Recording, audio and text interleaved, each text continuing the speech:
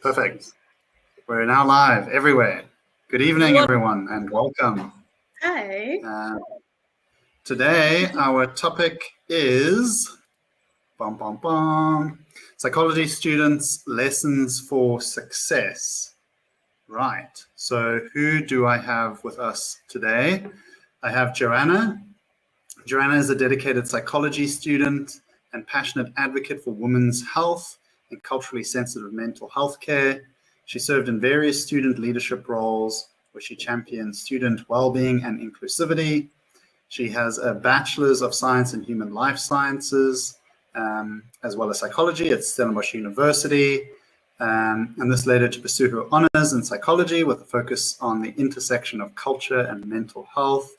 She hopes to further education by pursuing a master's, by research, and exploring the lived experiences of women in South Africa navigating the healthcare system. Through her research and leadership roles, she aims to bridge the gap between academic knowledge and real-world application. Something that I can relate to. It's something I'm super passionate about as well. And she's looking forward to making strides in making mental health care inclusive and accessible to all. Thanks for being here, Joanna. Thank you for having me. Right, who else do we have here? We have Lushe. Lushe is currently completing her honors degree in counseling psychology and is passionate about the role of providing a safe space for all, especially children. She's completed a Bachelor's of Humanities in Psychology and English and aims to become a registered counselor to serve those who don't have access to mental health care. Lushe studied at Stellies as well as at UNISA and has been involved in all sorts of fun things. Thanks for being here, Lushe. Thank you for having me. Fantastic. And for those of you who don't know me, I'm Daniel. I'm not going to introduce myself because I always do that. That's your problem. Go check me out. All right. What are we talking about today? So we're going to talk about psyche innovations, what it is and does very briefly. Then we'll be jumping into our topic, talking about psychology students' path in education, as well as about how you nurture your well-being as a student, building for success, and then giving tips around what students can do to promote their well-being and success at university, broadly and also specifically for psychology students. So what is Psyche Innovations and what do we do? We're the people behind the Psyche Mental Health app. We're all about making mental health and well-being promotion accessible. We teach psychological skills and self-care skills. We're all about building self-knowledge and insight. And all these skills help a whole range of things, including building resilience and stress tolerance. We've designed it for teens and adults, and you can go find it on the App Store. Go check it out. The app is really designed around a user journey that includes measuring your mental health, seeing how you're doing, then learning skills to develop the areas that you want to grow in, tracking how your improvements are going, setting some cool goals, as well as looking at all the additional features we have. Again, go check it out. All right. Today's topic, lessons for success. I have two amazing students with me, and they're going to give their unadulterated opinions, perspectives, advice, guidance, and we're going to have a good time. All right. So jumping straight into it, the psychology student's path. What was the journey like as you transitioned from undergrad to postgrad? Lushe, tell us. Great. Let me go ahead. So for me, I was very excited, especially because I went to UNISA, because my first year was online. So when I thought about going back to online, I was like, I'm familiar with that. I know that space. Like I feel like I'll be comfortable going into it. So I was very excited. I was a bit wrong about the way the online space is with UNISA. Now it's separate from Stellenbosch. So that was an adjustment. But I really enjoyed how the work became more focused on like the specific stream you chose, because obviously undergrad is trying to show you everything so you can decide what to do. And then with honors, I went into counseling psychology, and then now that was more focused on what I specifically want to do. So absolutely loved it.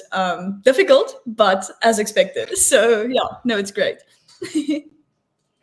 That's awesome. Anything worthwhile doing is difficult, as they say. What about you, Joanna? How's it been for you transitioning? So transitioning from my undergrad was like exciting, because I think there's this myth around, not even myth, it's quite true, but everyone knows how hard it is to get in for honors, especially in psychology. So once I knew that I'd gotten in, I was super excited, bright-eyed, bushy-tailed.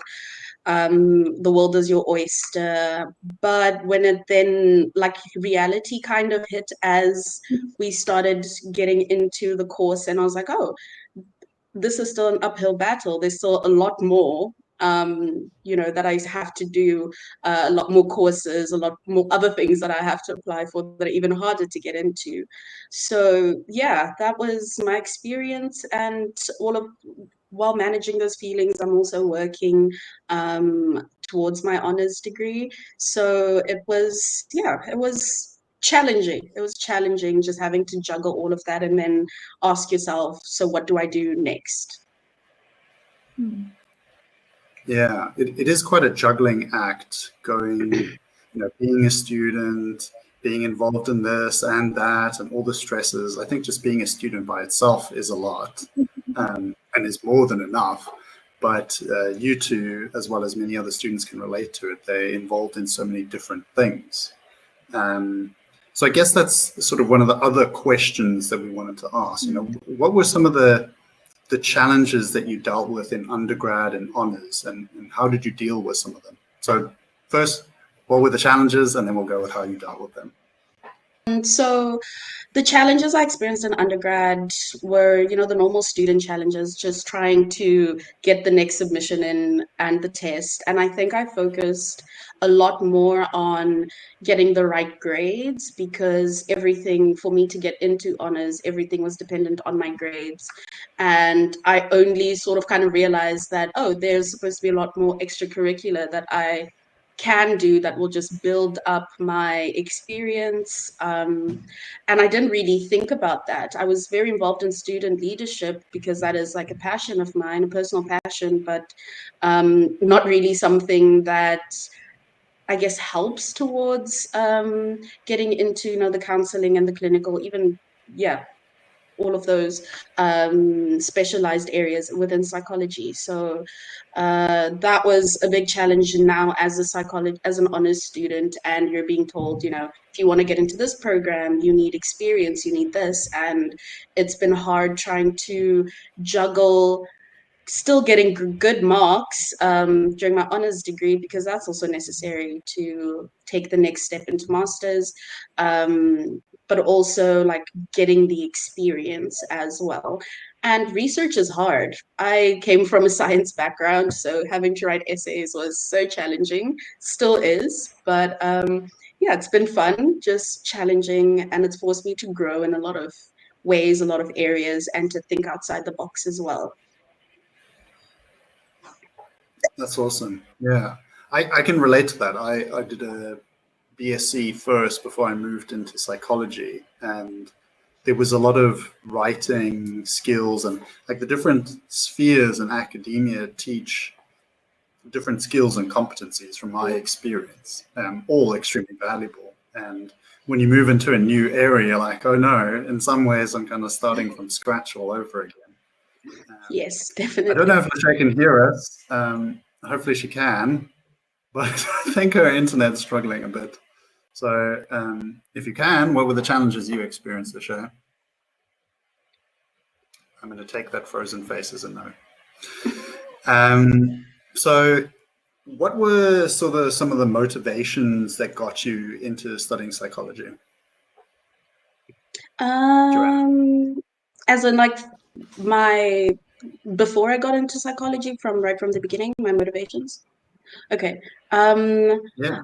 Just a love for people. just wanting to get to know people and understand them. I think in psychology, they ask you a lot to be reflexive, to think about your choices and why you make those choices. And I realized that as well, right in the beginning, it was an attempt to get to know myself. And I've learned a lot about myself using the skills that have been imparted onto me from all my various classes and teachers and people that I've met within, the psychology department. And that has really kept me motivated, having that passion inside. Like you said, sometimes things that are worth having aren't easy, and this has definitely not been easy. So the passion has definitely been the strongest driving force. On top of that, I think just having other students who are kind of going through the same experience, same struggles, and you guys can just sit and complain together. That has been very, very relieving because, like you're not alone in the struggle. And then just other friends and family as well. I have, a dream, and sharing that with my friends and my family, they've constantly pushed me to attain that dream because, they know that it's something that I'm passionate about. So whenever I was doubting myself, doubting the journey because it's so hard, they just keep me motivated. Yeah, that's helped a lot. Yeah, that's awesome. I can relate to that as well. Got into studying psychology, very personal reasons, but the journey it's tough sometimes, especially like you and Lushe want to do. You want to keep pursuing your education further. And there's these times like when you pushing to finish a thesis or you're doing exams or like it can be quite draining. And having a supportive system, whether it's friends, families, people who are studying with you, is super important. And sometimes when we study remotely, I think people can really struggle with that. I experienced that. A lot of people experienced that during COVID.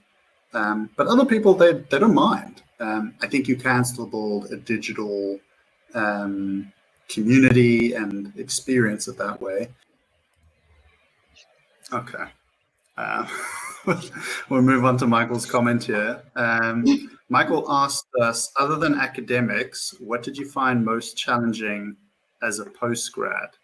Joanna, that's a great question. What do you think? Ooh, um, academics related, kind of trying to balance having a social life and balancing academics, and trying to find a way. So the workload is very different, obviously, between undergraduate and postgrad, and it's essentially I had to scrap all of my study techniques, all of my usual approaches to work, also because I did a BSc and I kind of had to rebuild and find new skills to help me cope, not only with the academics but also with just having a social life. Yeah, and I think having I'm trying to think of what are the challenges that I also um, faced. I have a really good relationship with my supervisor, so that wasn't, a challenge for me. I think it's just the trying to find a schedule and a way to approach the work that worked for me specifically.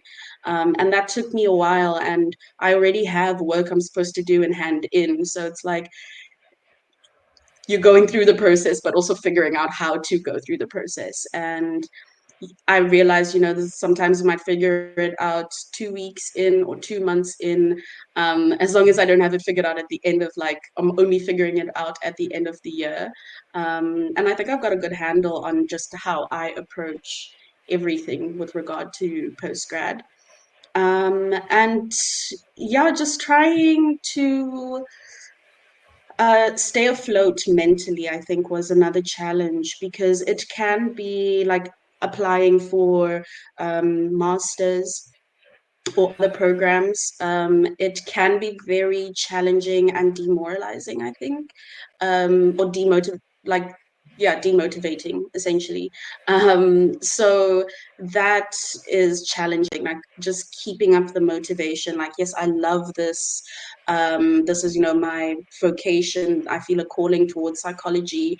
And then you're getting rejection email after rejection email. So that as well has been challenging to navigating those feelings and trying not to internalize that as well has been quite hard.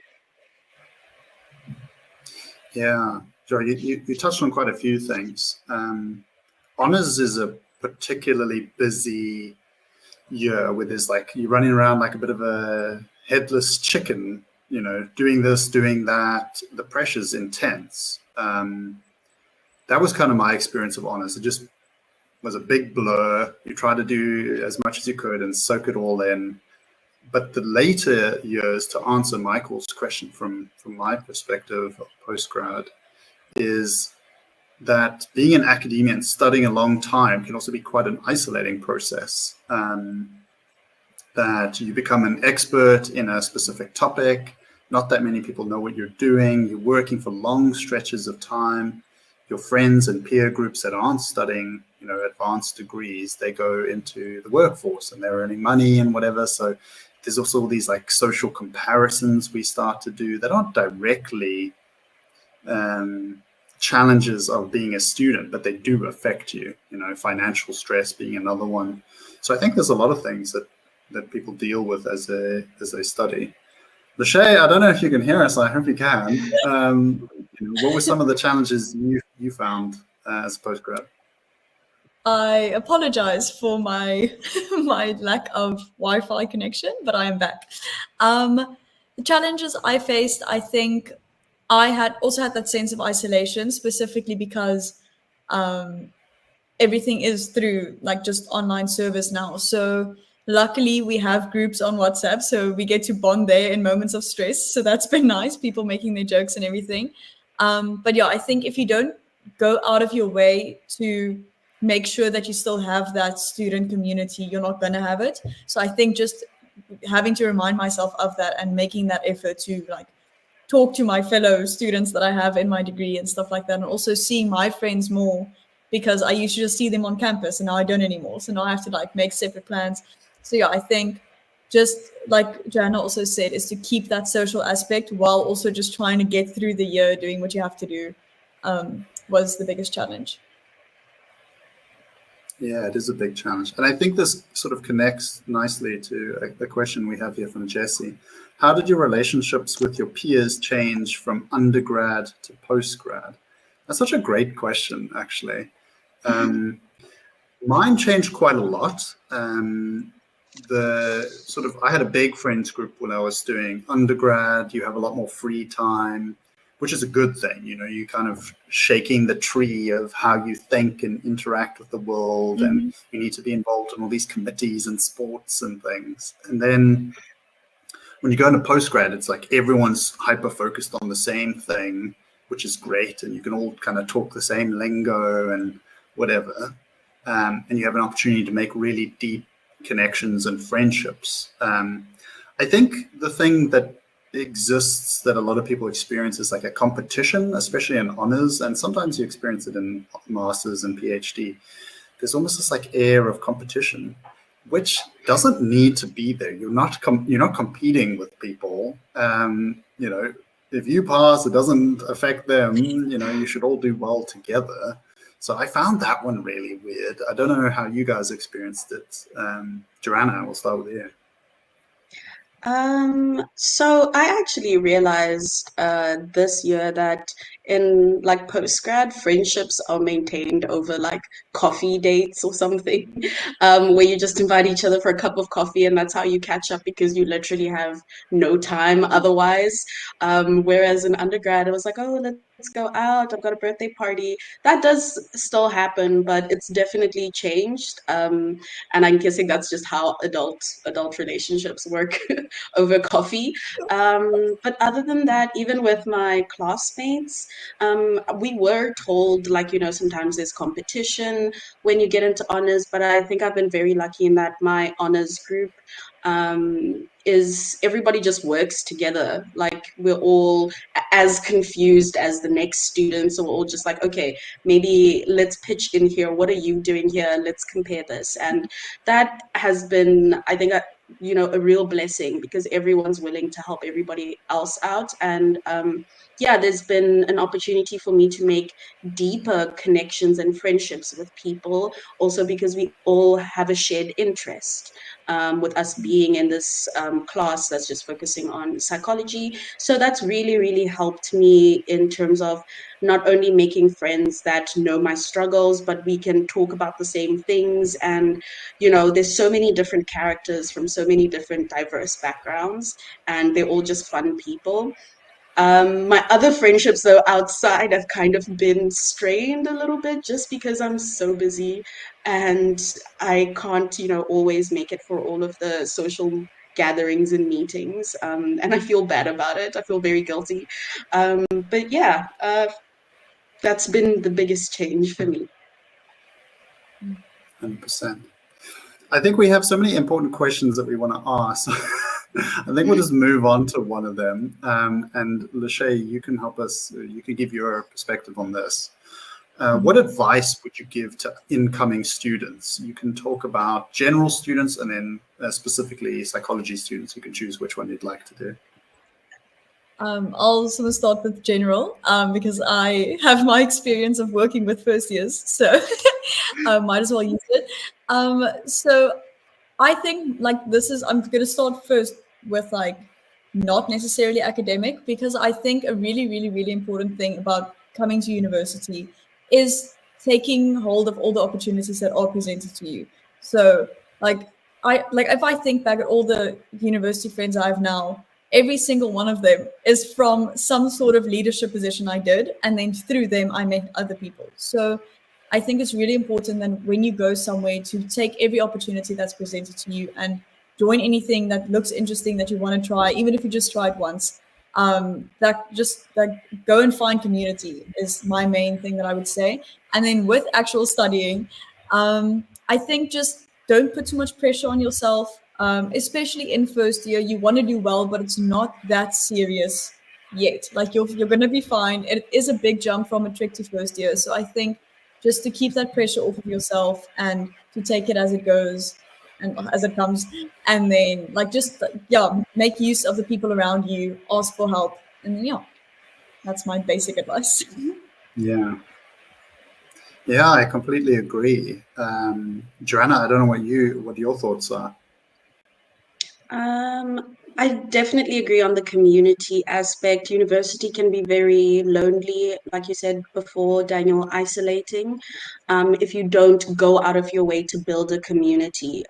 So that's very important for your well-being and mental health. You need people. On top of that, I think something else that I would say is, if you do your research about the program that you want to get into. I speak from my own personal experience. All I wanted to do was just psychology. That's all. I just saw, the big picture, but didn't really go into the nitty gritty, all the small steps, the experiences, whilst you're going through this process. And I think that's true for any degree program.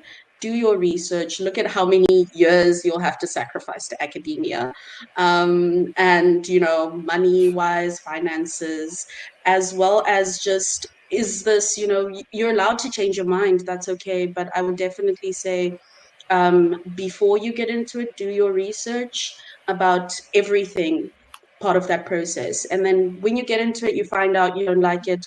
That's completely fine as well. You're more than, it's okay to change your mind, or to just realize that, hey, I love this, but I have to love it from far away. Let me do something else. So yeah, that's the advice I'd give to incoming students. Yeah, I completely agree. Build community, make friends. University is an amazing opportunity to rediscover who you are. As Joanna was saying, there's such a wide variety of people. There's international students. There's these super niches. You could find the surfer dudes. You could find the French-speaking geeks. You could find, the weird psychology people. And that's great. And I encourage people to kind of interact with all of them. You know, even if you think, oh, I'm not going to get along with these people, you might learn something about yourself and other people sort of through that process. So here's another tough question that I think people would love to know is if you could change anything about your psychology education, what would it be? And just to reiterate, we'd love to hear from the audience what their thoughts are on some of our questions as we go through. So Joanna, what would you change if you could change anything? Ooh, I guess I would say getting opportunities for more hands-on experience, even if it's, just job shadowing or, it's a class trip to go talk to a psychologist or just someone who's in the field. And this is not just limited to, the therapists and the counselors, but also like researchers. What does that entail? Luckily, at Stellenbosch, we've got a faculty filled with a lot of brilliant minds, brilliant researchers, and clinical psychologists. But that's a lot of the times they're just constrained to whatever's in the module framework, and they have to teach us for that course. Whereas just getting an understanding of what the field actually looks like, what talking to people, whether that's in therapy or whilst you're doing interviews for your research, what that looks like, and what the emotional, mental, physical toll is. Because I think a lot of people, like I mentioned earlier, you're passionate about, psychology and all its theories, but maybe therapy isn't for you because you get easily triggered by other people's emotions. That's okay. But, you go through all of this, you struggle to get into clinical. And then once you are in clinical, you find out, oh, I can't sit across from a patient without crying. Obviously, I think they'll teach you the necessary skills, but over time, I think that takes a toll on you. And that would be something that I would like to be able to take into consideration early in my journey. I am an international student, and in my home country, you do get an internship year. And that's been the biggest difference. And when I speak to other people from my home country, they do say that that internship year helps them not only get the skills, but also mature a little bit, understand what the working environment is, the different areas, jobs that you can apply to with your psychology degree as well. And I think that's all useful information that I would have loved to have earlier in this journey. Yeah. Yeah, I completely agree. And I suppose that echoes Michael's comment here, saying exposure to more areas of psychology. I think the unfortunate reality is a lot of people go into psychology having sort of preconceived notions of what it is. You know, psychology is sitting on the couch, talking to somebody, doing these complicated, like, conversations to unravel the mysteries of the mind. And while that is true, psychology is a massive field. There's educational, clinical, counseling, research, forensic, military. And it kind of goes back to what you said, Joanna, about, look at the module framework, see what the university teaches. But I think the unfortunate reality is like you don't know what you don't know. So you think, oh, well, they're covering all the bases. And then you get there and you're like, oh, well, there's lots of bases that they can't cover. Because, of course, the university can't have experts on every topic that teaches every course. And I think one of the other frustrations, especially when you go into, like if you start at Stellenbosch or whatever university and then you go into honors, their academic staff are focused on particular topics. So you unwittingly or unknowingly become interested in what they're doing, because you might not know about the other areas. If I talk to UWC students, they're like, oh, I'm interested in this thing. And I'm like, yeah, because your lecturers are interested in that. That's how you got in. Like, that's how you found out about it. You don't know about these other fields. And I think that sort of blindness can be quite frustrating. You don't know what you don't know. We have another comment here before we get on to you, Lushe. There's a lot of negative misconception of studying psychology. Can you explain your experience with this and what you want people to know about the importance and validity of psychology? Oof, that is a very good question. Can you explain your experience with this and what you want people to know about the importance and validity of psychology? Damn, Lushe, do you want to take that question? I'll try my best. I can promise nothing. Okay, let me have a look at it again. I think that first off, like you said earlier as well, everyone comes in with this one idea of psychology is this. And even me, like I was one of them. I came in, I'm like, yeah, I'm gonna like just sit and I'm gonna help people. It's that easy. And from first year, I was like, whoa, what is this whole different world that I'm seeing? So I think the first thing would be I would want people to know how much more it is than just being like the professional in the room. It's not about you coming to someone and them telling you what's wrong with you and then you having to fix it. It's like it's a relationship that's being built, and that's only in that one space. In other spaces, it's people that become part of a community and help through that. It's like there's so many different ways that the idea of a psychologist is being implemented in different areas. So I think the first thing would be just to truly understand the practicality of what different psychologists really do and different areas. But yeah, and then I think we spoke about this earlier before the call, just that immediately people are like, oh, so you're like going to read my mind, you're going to judge me. But for me, I spoke to my friends about this, and I feel like it's well, it is not that, but I feel like it's the complete opposite for me, where when I talk to people now and past me would have like had a negative connotation to something they say or the way they think. But now because of how, from what I've learned, I actually think about people more positively. I judge less now because now I listen to people. I'm like, well, I kind of get where they're coming from, or I can kind of see why they would say that. Like I've become more open-minded, but in a different way than I ever expected. So yeah, that's my answer to that question, and I truly hope it answers the question. Yeah, no, it was a good swing. I think one of the things I find quite interesting is psychology kind of people think about it in very different ways. To some people, it's this like mystical thing, like, oh, can you read my mind? To other people, it's this very clinical, medicalized field. And then there's other camps where people think, psychology is this made up hullabaloo. It's not real. Get over your problems. It's not a real area of study. There's no science behind it, which is obviously completely untrue. And you never know when you interact with somebody, what their thoughts and impressions are going to be. I mean, psychology is one of the oldest areas of study that exists because we're all psychological beings. But, last time somebody, or my father told somebody he was an engineer, no one went, is that real? But does that happen to me with my PhD? People are like, is that really a real thing? Like, and I'm like, no, I just studied for 10 years on something that's made up, which I guess is a frustration of the field. But it's wild. I mean, these, I have a very good friend, and we were still in undergrad, and he was like, no, depression's not a real thing, And I said, oh, so people all over the world dedicate their lives to studying, treating, and helping people at universities everywhere. And you are right and they're all wrong. So maybe not.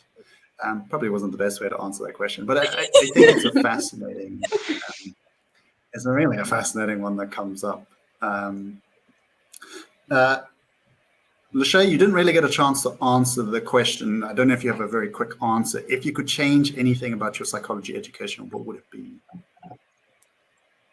I think you guys basically said it all. I agree. Having more of a practical aspect would have helped me a lot as well, because I've done courses in between where that gave me a better idea of what I want to do. And I quickly changed from wanting to do clinical, because that's the idea that all of us have, to go into counseling, which it's kind of the same, but I mean, like, it was something that I didn't even consider until I saw the space that it's in. So yeah, I think I'm just going to agree with having that practical aspect. I think would be very valuable. 100%. Right. Next, we're meant to be talking about nurturing your well-being. So I guess before we give people helpful tips and our advice, what were some of the biggest challenges to your well-being as a student? Maybe I should answer one of the questions. I guess stress and uncertainty was a big one. I think that's particularly true for studying psychology. A lot of other courses have a far more linear process for how you study and how you get a job. If I think of, one of my good friends who studied accounting, it was this very laid out process, and then you go get a job in like an internship that's 3 years, and you write all these exams, and then it's done, and then you're an accountant, and then you can do all these additional courses if you'd like to. Whereas psychology, there's a lot of people who do it at bachelor's level. Getting into honors is extremely competitive. You're not guaranteed it just by getting a certain pass grade. So that's the first bottleneck, and that causes a lot of stress and uncertainty. So people tell themselves, I don't want to do it, or it's not for me. Then you get into honors, and now there's a lot of uncertainty of like, what are the careers I'm going to look at? What am I going to do with my honors degree? So that was me as well. I went in thinking, hey, I'm going to do clinical, I'm going to be a psychologist. As I did my honors, it opened my eyes up to all these different options, which I luckily had the opportunity to study further. Not everyone does. And yeah, the uncertainty around like, okay, what do I do? What do I study? Where do I do it? How does this turn into a career? Yeah, that was a big stress. And, started my PhD, dropped in the deep blue sea of, hell, what am I doing now? There's so much to learn. And then even while I was going through that, I was working as a researcher, and it's like every level, people are like, oh, Daniel, you're so smart, all these things. And I'm like, yeah, but the more I learn, the more I realize how little I know, which was a process of growth, but also uncertainty. So I think that was one of the biggest challenges I had. And I think this isn't a direct challenge, but it's also like, oh, what if I was doing this other thing or studying something else? Like, would I be happier there? That was always like a weird emotion that was going on in the background. I could talk about more practical things, but I'm curious what you guys experienced. Joanna, go for it. So psychology isn't my only passion, and I think in those moments of like stress, because I experience a lot of what you experience as well. In those moments of stress, I was like, maybe I should have gotten into, veterinary sciences or something. I'll be working with puppies every day and I'd be happy. But yeah, so it was just constantly asking myself, did I make the right choice? And that has been a pattern across the board from undergrad into postgrad, even now that I'm applying, am I making the right choice in this program, in this university, in this supervisor? That was a big one in honors, probably be a big one as well for masters, because you understand that all of these things have an effect later on, direct effect on your success and how that journey through your academics is going to be. So you want to make the right decision, but you don't know what's the right decision. So yeah, that was a big stress to my own well-being. And I think another thing was just, outside of your submissions, because honors is very stressful. I think another challenging thing was just also reminding myself, a lot of times I would like push myself to get things done by the certain time in this certain way, and I would neglect my own well-being, and I just forgot to be kind to myself just because I wanted to meet this level of success, this bar that I had set for myself, and kind of also like societal pressure. So yeah, meeting that standard, very, very difficult, and that placed a lot of stress on me, as well as being Black. I think a big challenge when you're talking about psychology not being linear. I compare myself with my sister who also did accounting, and it was very much this stage, this, and then job for me now, because of my culture and, this belief that, you have to take care of your family, I start thinking like, okay, if my journey takes me 10 years, how am I going to be able, to take care of my mom or my sister or my niece? How am I going to give back to my community? And that also weighs on your mind, and it's a heavy burden to carry as well. It is a heavy burden. Yeah, psychology, you go into it's a labor of love. The promise of riches is not always there. It can be, and you can have a very successful career, but it can be a much longer road. So go study accounting, you'll make more money, you'll be very sad, but But you'll be sad with money. Sad with money. You can cry in your Lamborghini rather than crying in nothing. Lushe, what were some of the biggest challenges to your well-being? I don't know. See, I think for me, it's actually the other way around, where I prioritize my well-being so much. So then halfway through this year, I reached a point where I was like, okay, so I prioritized my studies, sure, but mainly I was trying to stay connected to my friends the same amount that I used to the year before. And I was like staying on top of it with my volunteering, and I was doing a course, doing all the things that I did last year. But now it's obviously more difficult because now it's honors, it's getting serious. So I actually reached a point where I was like, okay, so I need to calm down with all of that, because I am doing this degree and that is now the focus. So yeah, I kind of had the opposite experience where I had to go back on the well-being part and go more into academics. And then that was kind of difficult to now navigate that new balance from the middle of the year being like, okay, cool, that didn't work, let's try something else. But yeah, I think just I like setting up a routine, and kind of I started treating it as like a 9-to-5 job. And then after that, I was like, okay, cool. Now I don't have to be a student. Now I can chill, and then I'll like do something with my friends or something. But yeah, I think finding that balance is the biggest challenge.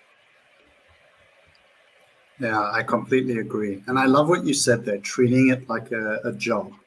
That's one of the things I learned as well. It took me a while. Undergrad, I did not treat like a job. I treated like a random, chaotic carnival. Sometimes we work 16 hours and sometimes we sleep 16 hours, like, let's go. And to find that balance of, juggling priorities is tricky. And I think sometimes people hear balance and they think like, oh, I must always have my social well-being jar full and my physical well-being jar full and whatever. And that's not realistic advice. During exam times, you're not going to be seeing your friends. You're focusing on studies, but you can't be in little hibernation, Daniel in his cave, studying all the time, because that's unhealthy. So you've got to move, your priorities around.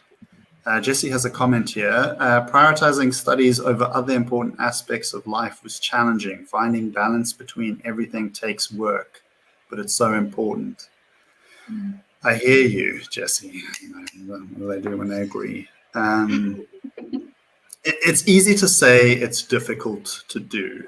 I think, self-care, figuring out what your big rocks are, what's important to your well-being and how you promote those. So I guess that's a great segue to our next question. What helped you the most to maintain your well-being during university? I'll take this one. It's an easy one for me. Honestly, it was obviously a combination of things. Physical activity, seeing my friends, forming healthy, supportive relationships with people who are also taking their studies seriously. That was very helpful for me as well. My PhD, having done it remotely, was quite an isolating experience. So I had to create community, and that really helped a lot. And then also mentorship. I know we're later getting into sort of giving advice, but mentorship really helped a lot for me. Professor Jason Beinkies, I'll just drop his name. having a role model that I could look up to who was further along in the journey was super helpful to me, because it kind of gave a yardstick of like, oh, this is what life could look like. This is what success means. These are the important things that I should work on. These are the trivial things, as well as normalizing the experience, being like, you know, it's normal to feel isolated and alone and confused and whatever some of the time. That really helped, because otherwise you think, oh, I'm a freak, I'm experiencing these things and everyone else is okay. And then I spoke to people after their honors or after their PhD, and they're like, no, Daniel, I was falling apart at the seams half the time. You know, I cried in private. You know, so I think that was really helpful to know. I don't know about you, Joanna. What helped the most with you, or helped you the most to maintain your well-being? Um, I think also friendships and having people that I can lean on in the form of my classmates. My partner as well has been instrumental in like helping me through all of the breakdowns, the cries that I have in private. But other than that, I've realized just I had to create a schedule for myself where I would take time out of my day to focus on my well-being. And so what I've learned is just to pick a day. It can be, you know, a Sunday or a Saturday, usually in the morning, and I do all my self-care and I cook and I clean, and that helps me sort of recharge and get ready for the new week. And I try to prioritize that regardless of how stressful the work is, because this also still needs to be done. It's actually really funny growing up. Whenever I was really, really stressed, my mom would always suggest, oh, drink some water, go take a bath, and you'll be fine afterwards. And I'm like, what? You know, what old maids' tales are these? But it actually does help. Funny enough, I will never tell her that. She'll probably watch this and then find out she was right. But but it was so right. Just something, you know, sometimes when you're like just stressed, just stopping right there, doing something else, and then coming back to it, something that's refreshing. And that has definitely helped. Being out in nature has helped me a lot. My boyfriend and I usually go hiking, or, you know, just taking long walks. Stellenbosch is beautiful, so we get to see nature, and it's just you know, you're just not stressing or thinking about that. And most recently has also been physical activity, like going to the gym. Because you snack a lot when you're stressed. I snack a lot when I'm stressed, and my health dips. So physical activity, you know, it doesn't have to be you're trying to build muscle or you're trying to lose weight. It just keeps you active. And, you know, that has really helped me, because during those moments when I'm swimming or I'm trying to lift that 5 kg dumbbell, I'm not thinking about my submission. I'm thinking, wow, my arm hurts and I can't lift this tiny little thing. So yeah, definitely has been a great, like those activities have been great for my well-being. Yeah, I love that. I think, you know, your mother's advice, sometimes it's the simple things that really have the biggest impact. Sometimes I forget I'm just a Yeah. big hairless monkey, and it's like, Daniel's sad. Daniel needs water and sun and a bit of exercise, and then Daniel happy again. And then afterwards you're like, wow, so simple. It's like rocket science. I know, right? To study psychology, it's complicated, you know. I think there's also a bit of advice, you know, when you study far and you study long, you know, we forget, because I think there's a perfectionism that comes into it. And Michael has a comment here about, you know, for me, it was how quick the goalposts start moving as you climb higher up the ladder. You know, as you study further and further, you know, you've achieved so much, but you lose perspective. And I have a good friend, she's doing her PhD in law, and she's been at it for quite a few years, and she's struggling with motivation and focus at the moment to kind of like wrap it up. And it's so easy to get overwhelmed with all the stress and how big things are. And my recommendation to her was like super simple. It's like, you've done a lot, you've achieved so much, like goal boss energy, take a break for a while. And you'll notice, you know, the next day or after a week, or you feel refreshed. It's like, oh, okay, this isn't the end of the world. I can push through again. So I think that's one of the things. Lushe, what are your thoughts? My thoughts on this. I feel like you keep giving me, like, you guys give these amazing answers, and you're like, okay, Lushe, what's your thought? You said it all. I don't know. Is this? I'm not even sure if we're on anymore. Was this on the previous question, or this is on Michael's comment?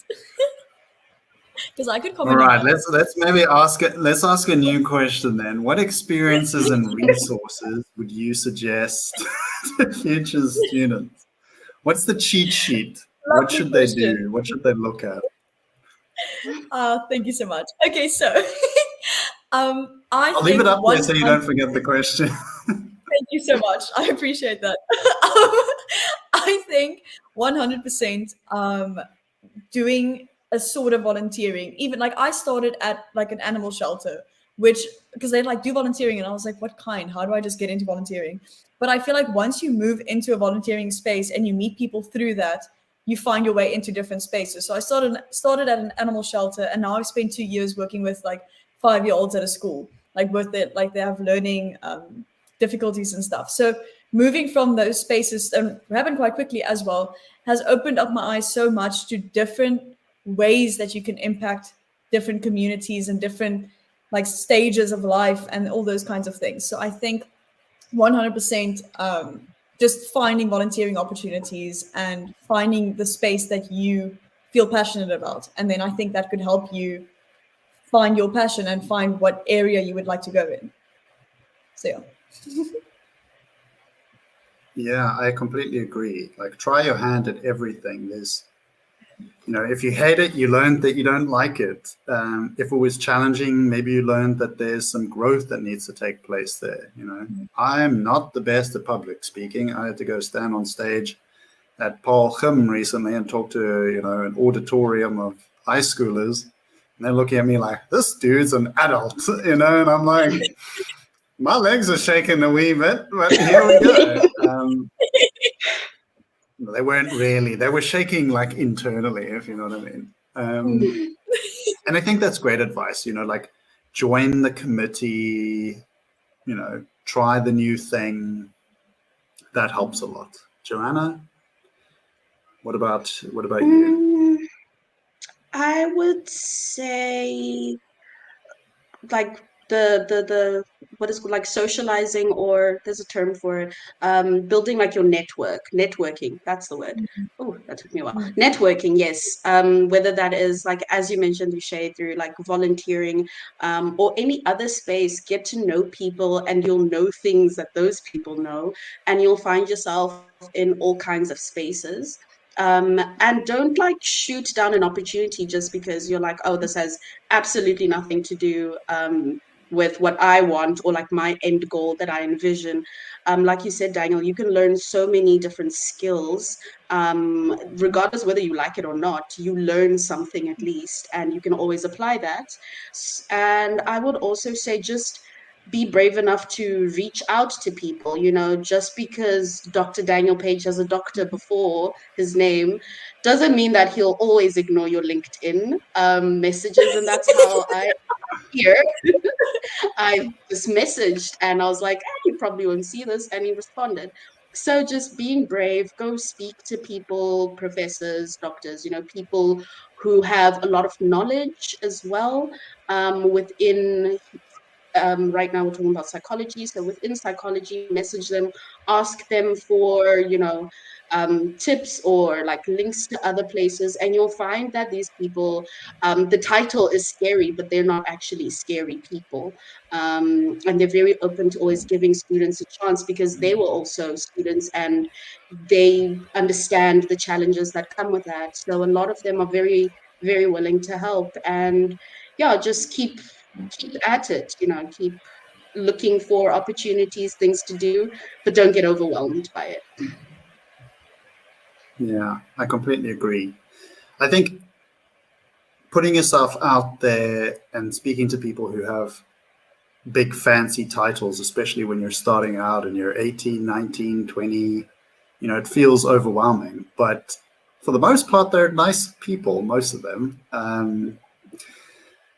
And honestly, access to people who are smarter than you and know more than you is one of the biggest advantages that you can have in life. And I think people think that, oh no, I'll look like a fool, I won't know what I'm doing. Like, obviously, everyone who starts out somewhere has huge knowledge gaps.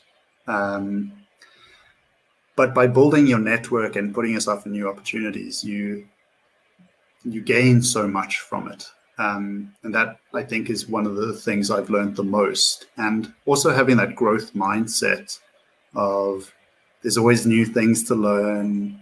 There's always new times to fail and fail forward. That's been helpful for me.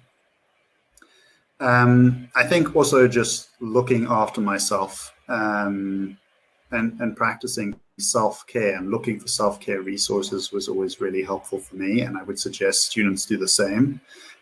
There are periods where things are going to be tough. Maybe that magical student that just like smoothly goes through university, but when you find one of those people, please show me. I'd like to put that unicorn in a glass cage and do science.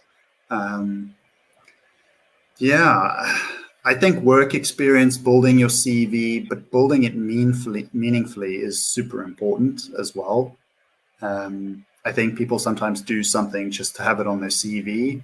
Like if you didn't learn, you didn't get challenged, then, what's it really worth? So that would be one of my other recommendations. Lushe, anything to add?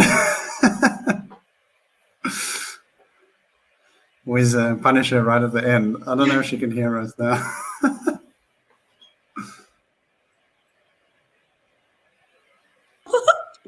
Oh, maybe. Am I back? I hope so. I'm trying to pick on you. Well, I said no. I'm all good. Thank you. I love it. Well, we're nearing the end of our chat, and I'm almost inclined to keep going for those who would like to stay, because there's so many more questions we'd like to do. Joanna, Lushe, you happy to keep going for another few minutes? Yeah. Perfect. Hopefully our audience sticks with us. When we think about skills and practical things that we learn as we study, what skills that you learned in your education, especially in your psychology education, was particularly valuable, as well as what skills would you have liked to have learned that you feel you didn't learn at university? Joanna, would you like to go first? I think the first thing that pops into my head is language. I think learning another language, there's something very valuable in that experience. I was lucky enough that I got immersed into a different culture when I was a teenager, and I learned a new language. But even coming to Stellenbosch, now there's people around me are speaking Afrikaans and Zulu and Xhosa, and trying to navigate that space kind of puts you in a different mindset where you're used to being able to communicate with other people effectively, and now you're in the situation where you basically have the language, the grammar and the word, what do you call them, like just the language of like a 5-year-old, essentially. Like you can speak to a 5-year-old, but nobody else. And I don't really know how to explain it, but it just does something. And even just the way you think, it alters it. And I think that has been especially helpful for me with pursuing psychology, not only because I'm meeting people from different backgrounds and contexts, so language can help me connect with them more, but also you understand what it's like to be in a position where you can't fully articulate your thoughts and your feelings. And that is something that you will definitely encounter within the psychology field. And that's kind of one of the leading reasons as to why people want to become clinical and counseling psychologists, to help people through those processes. So that's definitely one skill that I'm so glad that I learned. And it's something that that it builds on top of, the other languages that I speak. So, or just have a long list of languages that I can, quickly switch in between. Another skill that I'm really glad I learned was just time management. I know there's always people always screaming time management, but it's that time management that also helps me to take into consideration my own well-being. Because if I didn't, like you said, Daniel, it would be either 16 hours of working or 16 hours of sleeping, very little in between. And that was me in undergrad. It was very haphazard. You touch this and touch that. But time management and just being more organized to have really, really helped me. And the nice thing is time management and being organized looks differently for different people.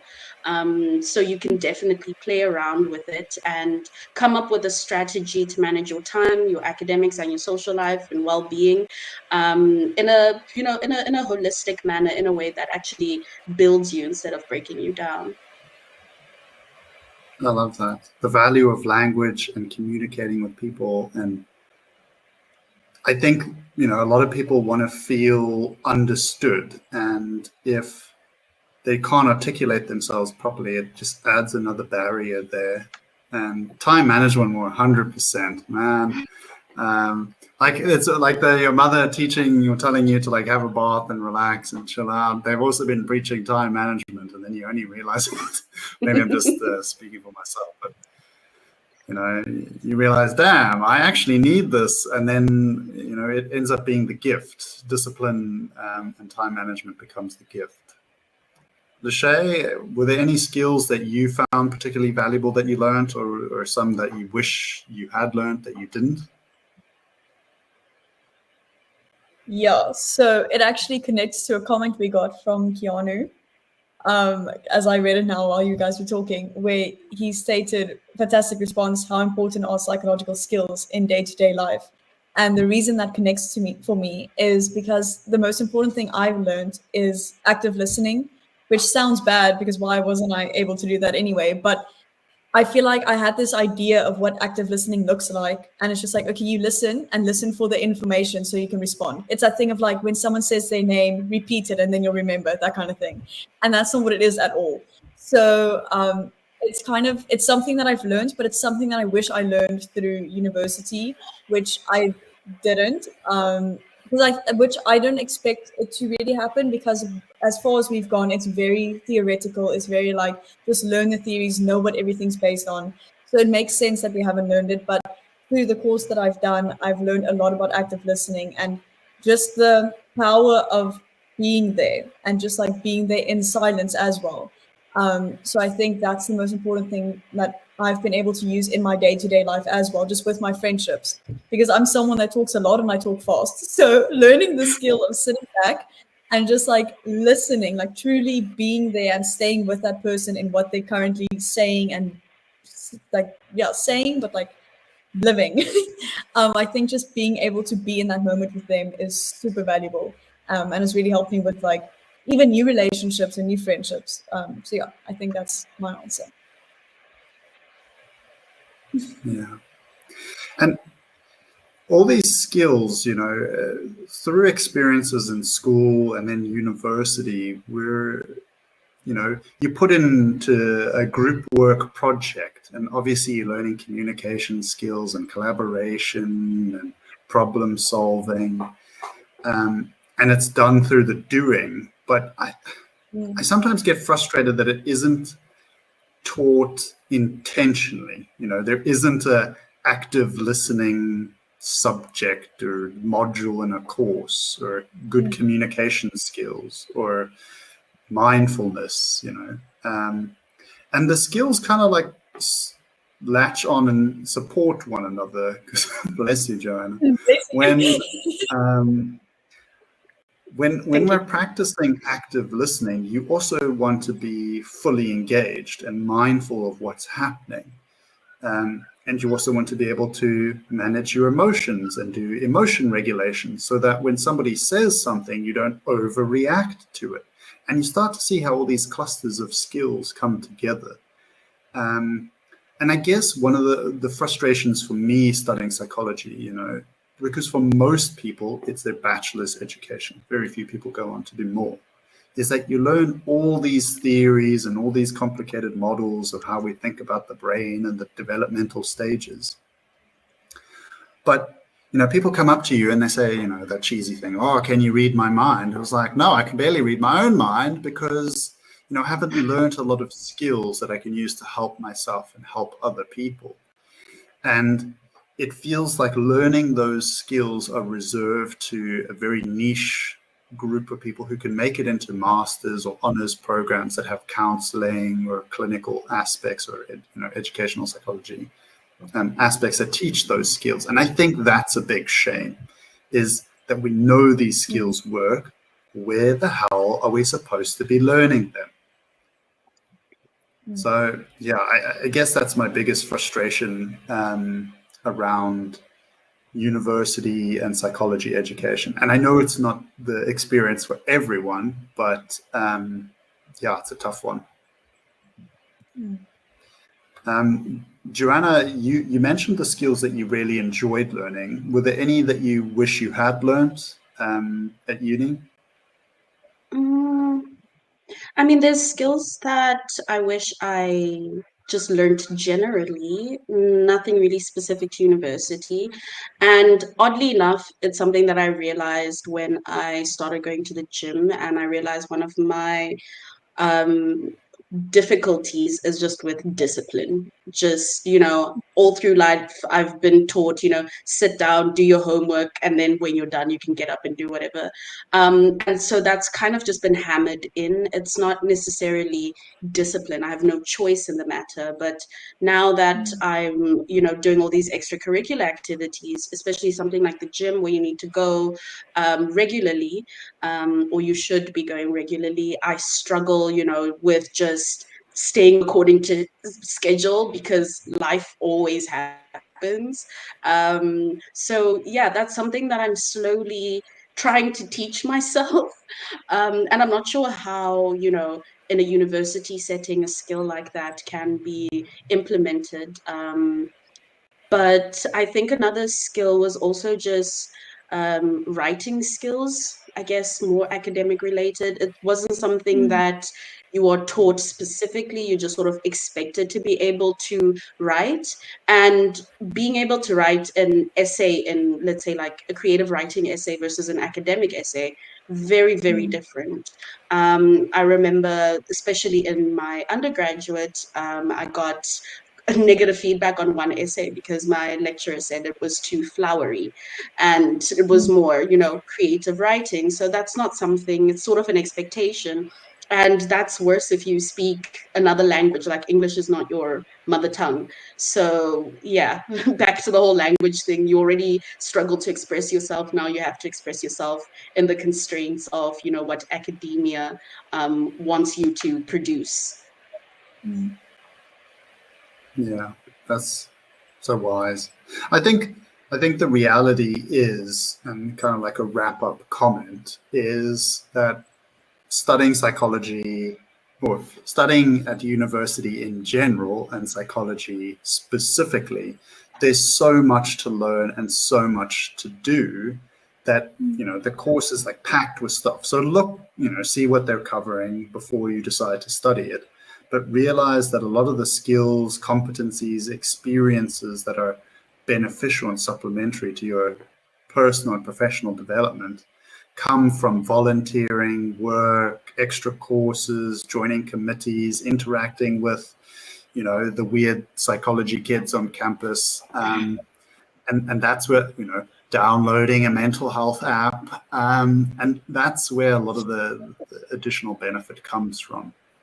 And I think on that, we've already bullied people to stay on an extra 10 minutes. So I think that's such a great place to kind of wrap up. In this episode, we covered what is psyche innovations. We talked very briefly about the student's path in studying psychology and what that looks like and how it's varied for different people and how there's so many different areas, and what success looks like is obviously different.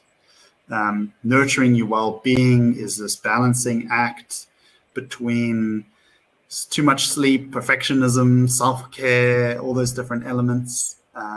Building for success. We looked at all these supplementary things that we can do.